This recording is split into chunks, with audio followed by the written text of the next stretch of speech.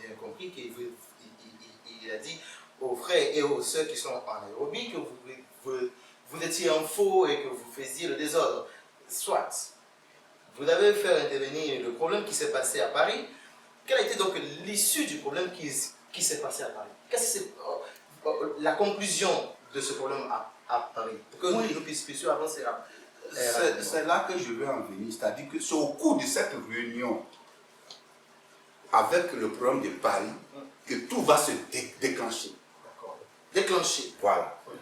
Ça va se déclencher comment? Je t'ai dit tout à l'heure que Nana est revenu sur le problème de Nairobi. Okay. Pourquoi j'ai recommandé les gens sans sa permission. Et ça devenait exaspérant. Un problème qu'on a déjà évacué. Il ramène encore et il ramène encore et il parle sans fin. Pour vous, c'était une manière pour lui de vous passer pour, comment on appelle, un faux ou bien... Non seulement me passer pour un faux, mais me discréditer totalement, pour que les frères puissent me haïr, me rejeter. À votre avis, c'était le but. À votre avis, quelles étaient donc ses motivations? Quel était l'intérêt? Mais c'est les motivations que je suis en train de te dire, frère. Les motivations, c'est Zagadou, je dois le discréditer, je dois l'humilier, je dois mettre sa haine dans le cœur des frères pour que les frères puissent le rejeter. Voilà le but. Oui, je suis d'accord, mais quel était donc l'intérêt pour lui, à votre avis? À votre avis, quel était l'intérêt pour M. Nana jusqu'au point de vous discréditer auprès de... Comment on appelle? Bon, l'intérêt, on peut placer ça peut-être sous deux aspects. C'est-à-dire avoir le monopole de... Je viens sous deux aspects. Premièrement, depuis 2015, il a remarqué en moi que moi, je ne suis plus trop sous sa coupole. D'accord. Ça, c'est un premier aspect. D'où, et deuxièmement, je suis le plus ancien après lui, dans le groupe. Okay. Je suis le plus ancien après lui. Donc, les gens m'écoutent aussi. Okay. Vous comprenez? Et donc, en me discréditant, en poussant les frères de me rejeter, ça lui permettra d'avoir le monopole total. C'est-à-dire, quand il va dire quelque chose, personne ne sera là pour contester ou pour dire c'est faux ou c'est vrai. Parce que dans ce groupe-là où nous sommes là, c'est moi qui connais ces débuts. D'accord. Ces débuts qui, peut-être d'un autre point de vue, seraient aussi compromettants. C'est pour cela? Oui, c'est compromettant pour lui parce que quand il m'a pris, il m'a baptisé et qu'il m'a amené dans la dénomination et qu'aujourd'hui il dit, il donne la dénomination, mais je suis quand même à mesure de dire que non, tu m'avais amené dans une dénomination. Qu'est-ce qui s'est passé entre-temps? Vous comprenez? Ok, visiblement ça peut être compris de ce point de vue, il n'y a pas de problème. Et donc, vous allez poursuivre effectivement l'élément déclencheur, vous l'avez dit en 2024. Donc l'élément déclencheur, en 2024, maintenant, au cours de cette réunion, je crois que c'est en octobre, non en novembre, c'était en novembre, pas en octobre. Novembre 2024. Novembre 2024. Au cours de cette réunion, maintenant, comme il parlait avec insistance sur mon désordre, sur la forte doctrine, tous ces trucs-là, je lui ai posé la question, qui est celle-ci. Aujourd'hui, bon, tu dis que je fais le désordre et que j'ai recommandé les gens à Nairobi sans demander ta permission. Mais dis-moi, Nana, toi-même là, avant de faire les recommandations à travers le monde jusqu'aujourd'hui, est-ce que tu demandes la permission de celui-là qui t'a baptisé? C'est-à-dire Njoli. Tu m'avais dit que c'est Njoli qui t'a baptisé. Est-ce que tu lui demandes la permission avant de faire tout ce travail que tu es en train de faire? Bref, d'ailleurs, Njoli là-même, il est où? Vous comprenez? Oui. Njoli là-même, il est où? Parce que en 98, tu m'avais dit que Njoli était au Sénégal. En 2014, tu m'as dit que Njoli est à Londres. Et le frère Boka va confirmer que toi aussi, tu lui avais dit que Njoli est à Londres. Il t'a même proposé de lui donner l'adresse de Njoli pour qu'il aille le voir à Londres. Ça n'a pas été. Vous comprenez? Du point de vue de son importance. Du point de vue de son importance. Et aujourd'hui, Njoli est où? Et au cours de cette réunion, je vais être encore choqué par les déclarations qu'il va faire. Lesquels? Il dit, à cette réunion, il dit que Joly est en Afrique du Sud. D'accord. D'abord, ça m'a bouleversé. Ça, c'est un premier élément. Le second élément, je lui demande, Joly, là, il est où? Il dit que Joly, il a rencontré Joly en Côte d'Ivoire et que c'est là qu'il a cru et que Joly l'a baptisé. Et qu'après 4 mois, Joly l'a recommandé apôtre. Que Joly lui-même était un apôtre et Joly l'a recommandé lui en tant qu'apôtre. Il y a des audios. Tout ce que je suis en train de dire, il y a des audios. Des frères ont enregistré ça. Il y a des audios. Et je peux me balancer ces audios sur YouTube, tout ça.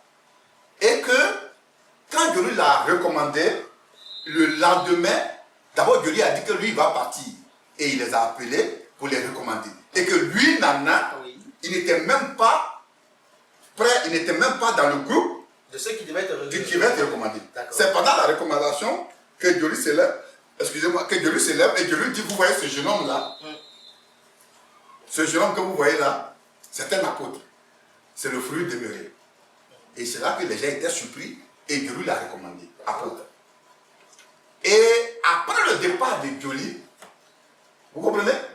Après le départ de Joly, tous ceux qui étaient là le lendemain, le dimanche qui a suivi, ils sont allés au culte et les gens se sont levés pour dire les Jolyistes là, sortez. Et c'est comme ça, ils sont sortis. Donc lui, il ne sait pas où est Joly. J'ai dit, ok, tu dis que tu ne sais pas où est Joly, mais l'église là, là où tu as cru, où tu as été baptisé et recommandé là, donne-moi l'adresse de cette église-là.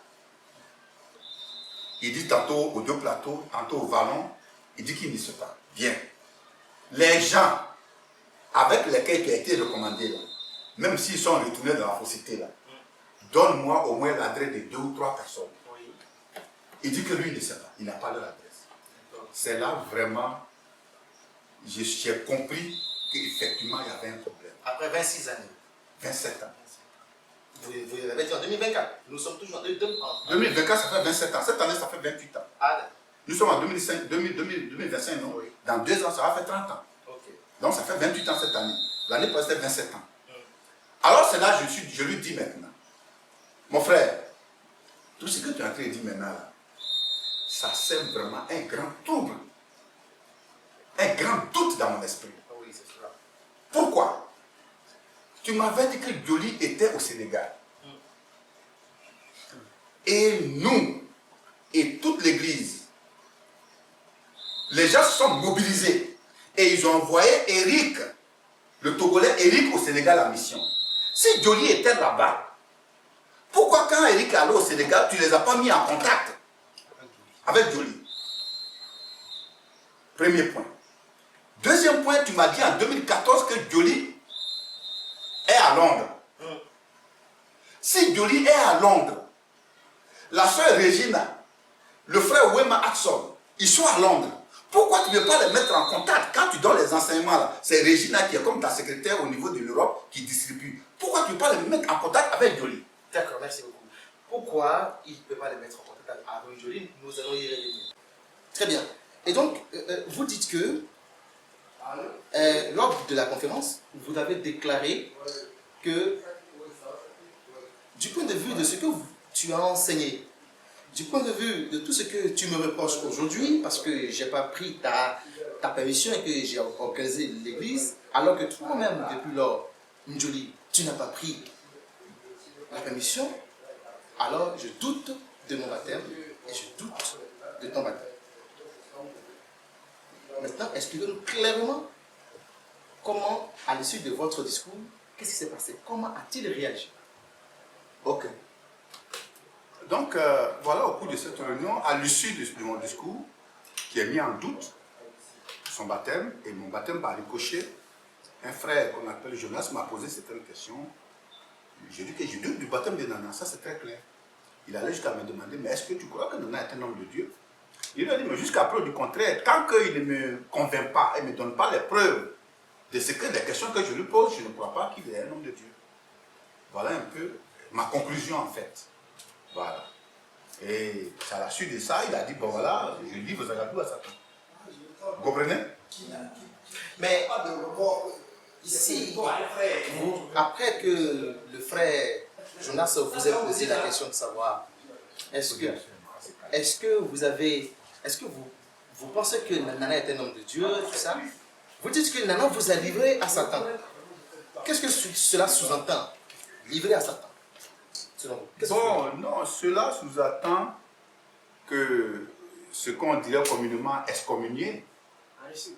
Voilà ce que cela sous-entend. Excommunié. C'est-à-dire du groupe, de son groupe. Je ne fais plus partie de son groupe. Voilà ce que ça sous-entend. Très bien. Et lors de votre livraison, à l'issue de votre livraison, je veux dire, qui a été livré par la suite? Bon, à l'issue de ma livraison, je crois que ça s'est passé un vendredi. Et le samedi, le dimanche qui a suivi, ouais, mercredi, je crois, mercredi, jeudi. Et le dimanche qui a suivi, il paraît, je n'étais pas à Paris, mais il paraît dans l'église de France, pendant la réunion du dimanche, l'ancien Boka, l'évangile Boka s'est levé et pendant son exhortation, il a dit aux gens, parce qu'ils avaient reçu la lettre, il a dit aux gens que, au lieu d'écouter une seule personne, que je crois que Nana était un apôtre, je crois aussi que Zagadou était un apôtre, c'est des hommes de Dieu tous les deux, donc vous ne devez pas écouter une partie, mais appelez aussi Zagadou pour l'écouter. Et à la suite de ça, j'ai appris dans la suite qu'ils avaient aussi livré Boka à Satan. Donc ça veut dire que... Et après, quelques jours, quelques semaines, j'ai aussi appris, un soir comme ça, j'ai appris aussi qu'il avait livré le frère Brice aussi à Satan. Voilà un peu. Très bien. Donc, ça veut dire qu'à l'issue de votre livraison, il y a eu deux autres personnes qui ont été livrées. Tout à fait. En l'occurrence, le frère Boka, y compris le frère Brice. Et aujourd'hui, la semaine dernière, j'ai aussi appris qu'il a livré un frère du Kenya à Satan, le frère Walter. Le frère Walter. Au Mondi. Très bien. Ça veut dire, vous avez expliqué la théorie de la livraison qui veut dire excommunier, c'est-à-dire chasser du groupe. Tout à fait. Très bien. Donc, ça veut dire aujourd'hui, vous, le frère Boka, le frère Brice, y compris le frère du Kenya, ne font plus partie de son groupe. Du point de vue de oui, la du point de vue, définition. tout à fait, du point de vue de ce qu'il a dit. Très bien. Voilà. Et après votre livraison, vous, ancien Isaac, qu'avez-vous fait? Bon, je pense que c'est là que les choses vont devenir de plus en plus intéressantes. Parce que ça, moi j'étais encore à Nairobi quand ces événements se sont passés. Alors, j'ai pris la décision sur moi-même. Comme je l'ai dit tout à l'heure, je vais voir le fond de la marmite. Donc, je suis venu en Côte d'Ivoire. De Nairobi, je suis venu en Côte d'Ivoire. Je suis arrivé à Abidjan le 13 décembre. Et quand je suis arrivé en Côte d'Ivoire, j'ai vraiment entrepris des démarches pour réellement voir ce fameux Dieu-là. Est-ce qu'il a au moins existé? Parce que c'est quelqu'un que nous cherchons depuis près de 25 ans, 26 ans. Rien n'est fait. Donc j'ai entrepris les démarches. Donc, je suis arrivé ici et le samedi 28 décembre, parce que quand j'ai rencontré Nana, je vous ai dit qu'il m'avait parlé d'un certain Branham qui était un prophète de Dieu. Et même m'avait fait écouter des brochures, il m'avait fait lire des brochures et écouter des audios. C'est cela. Et il y avait aussi un frère, un jeune baoulé qu'on appelait Daniel. On habitait dans le même quartier, qui fréquentait une assemblée des Branhamistes qui était à Lokoyo. Donc c'est là mon idée est arrivée. Il dit, vraiment, comme Nana me parlait des Pentecôtistes Unis Internationaux et des Branhamistes, je vais essayer de faire des recherches dans ces deux groupes-là. C'est cela. Et c'est là que je suis allé à Lokogiro. Mais bien avant d'aller à Lokogiro, je suis allé chez Grand François, à l'Assemblée évangélique et mission où nous étions. Au départ. Et malheureusement, ce jour-là, on n'a pas pu trouver Grand. On dit qu'il était sorti avec sa femme. Donc ce même jour, le samedi 28 là, je suis allé à Lokogiro. J'étais accompagné par deux frères. Je ne sais pas si je n'ai pas, sous réserve, je n'ai pas cité leur nom. C'est cela. Pardon? Donc j'étais avec, j'étais avec le frère Tali, qui est là, à côté de moi, et le frère Durand. Et nous sommes allés à Lokogiro. Arrivé à Lokogiro, on s'est renseigné. Et le monsieur qu'on a employé, qui s'appelle Isaac, Il a dit, ah, c'est l'académie. Académie, voilà. Donc, à l'Okogiro, il doit être passé à l'académie, demain on est parti avec lui.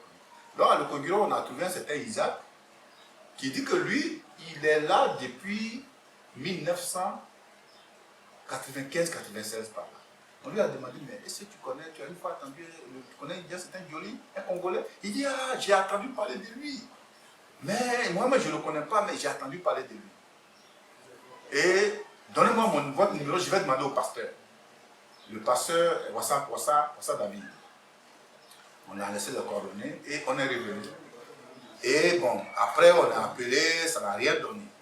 Maintenant, le samedi 4 janvier, je suis allé à l'Assemblée évangélique pour rencontrer Gra. Je crois que j'étais encore avec Tali. On est allé et on a rencontré Gra pour prouver que ce que je disais pendant la conférence n'était pas un mensonge. Parce qu'il faut quand même parler avec des preuves palpables, indiscutables. Mais bien évidemment. Parce que... Voilà. Donc on a vu Gra, on a causé avec lui. Ce jour-là même, Gra a dit que c'était un samedi. Il a dit demain, nous avons même la scène demain dimanche. On va aller acheter les pains ce jour-là. Et on est quitté chez Gra, j'étais avec Tali. Et après cela, les recherches piétinaient. On est allé le lundi 6 janvier 2025. Nous sommes allés à l'ambassade du Congo. Puisqu'il disait que Joly avait travaillé à la BAD. Donc quand même, quelqu'un qui est un fonctionnaire international qui a travaillé à la BAD, il devait avoir des traces. Son nom pouvait effectivement figurer dans les registres de l'ambassade. Il devait peut-être avoir une carte consulaire de l'ambassade du Congo. Donc nous sommes allés à l'ambassade et malheureusement, les gens ne le connaissaient pas, mais ils nous ont mis en contact avec certains pasteurs. Mais ça aussi, ça n'a rien donné. C'est là que je me suis rappelé que dans les années 95, 94, 95, j'avais connu un vieux Congolais, un musicien congolais qu'on appelle Vata Mubasa. Et je me suis rappelé de lui et on a demandé à l'ambassade, est-ce que vous connaissez un certain Vata Mubasa? On nous a donné son numéro. Tout ça, j'explique ces choses-là pour vous dire l'importance du sérieux que j'ai mis dans ces recherches. Avec Vata Mubasa, on a eu le rencontrer à Toban, vers 2 plateaux crocodiles là-bas. Faya. Et lui aussi, ça n'a rien donné. On est allé 2 fois à l'ambassade et ça n'a rien donné. Mais j'ai envie de vous poser une question avant de continuer. Oui. J'ai envie de vous poser une question. Après que vous ayez été excommunié, Oui. c'est en ce moment que vous avez l'engouement et l'envie de rechercher une jolie. Bon, J'y arrive. Quelle était donc votre motivation? C'était pour la justice de la vérité? Ou bien c'était dans le but de prouver que c'était une imposture totale que M. Nana Matès avait dit? ok. Sur cet aspect, tu fais bien de poser la question. Il y avait 2 éléments fondamentaux que je voulais éclaircir. Moi-même, en tant que prédicateur, et selon la doctrine que nous prêchons, j'avais besoin d'être rassuré. C'est quand je lui disais qu'il me montre une jolie pour que je sois convaincu. Ce n'était pas du bluff, c'était sincère. Parce que moi, à mon niveau, ça commençait à me poser beaucoup de problèmes. Parce que dans les pays anglophones, ils posent vraiment des questions essentielles. Très bien. Donc je voulais d'abord éclaircir ça. Ok. Et secondo, je me disais, mais c'est aussi l'occasion de réellement connaître l'homme avec qui je marchais. Si vraiment ce qu'il me dit, si c'est vrai, Ou ce qu'il m'avait dit. et ce qu'il m'avait dit, si c'est vrai, ce qu'il dit aujourd'hui, si c'est vrai, je n'aurais pas de scrupules, d'état d'âme à venir m'excuser auprès de lui. Que vraiment je me suis trompé. Bien sûr. Donc, il fallait que je fasse ces recherches. Voilà ma motivation. Vous comprenez? Très bien. Donc, vous pouvez continuer. Donc le dimanche 6 janvier, on retourne à l'ambassade, ça ne donne rien. Et le dimanche 12 janvier, vendredi 10 janvier, on retourne à l'ambassade et encore, ça ne donne rien. Le dimanche 12 janvier, on va rencontrer Serviteur, Docteur. le docteur. Et Nana m'avait dit que c'est un docteur. Ce seul éditeur dont vous avez fait intervenir dès le début de cette Oui, entrevue. ce serviteur que C'est- j'avais dit, Oui, que je l'ai une fois écouté, très bien. et je l'avais écouté en 1998, Très bien. lors des funérailles de l'épouse de Nana, Céline. Quand Céline était décédée en 1998, c'est Servitor que Nana avait appelé pour les funérailles. C'est lui qui avait prêché aux funérailles de Céline. C'est lui qui avait fait l'enterrement au cimetière de Yopougon, sur la route de Sangon. En ce moment, en 98, est-ce que ce Servitor était dans la même conception religieuse que M. Nana Mathias, ou bien il était totalement étranger à sa conception qu'il avait invité spécialement? En ce moment-là, Servitor, lui, il était un enseignant de l'école biblique des Pentecôtistes Unis Internationale. Quelles étaient donc les relations? Et Nana lui disait que c'était un docteur. Et en même temps, Nana disait que les dénominations sont fausses. Oui, je suis Donc d'accord. la relation qu'il y avait entre eux, Oui. j'avais appris aussi que Nana avait fréquenté les Pentecôtistes Unis Internationales.